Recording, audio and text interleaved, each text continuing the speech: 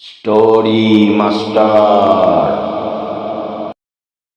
রাত্রির অন্ধকারে আকাশপথে চলেছে দুই বার্তা বহনকারী দূত।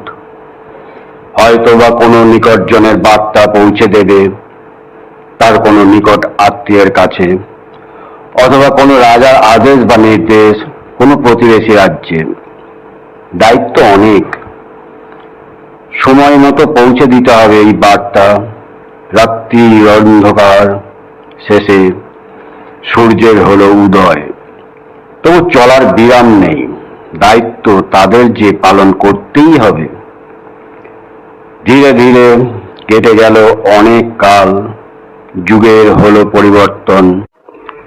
এখন হাতের মুঠোতে সেলুলার ফোন, আঙুলের ছোঁয়ায় বার্তা চলে যায় বহু দূর, পৃথিবীর এক প্রান্ত থেকে অন্য প্রান্তে।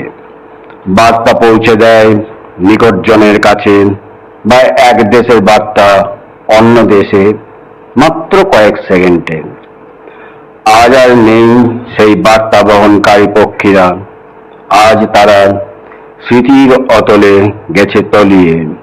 আজ তারা ভূত, অতীত। তাদের আর কোনোদিনই দেখতে পাওয়া যাবে না।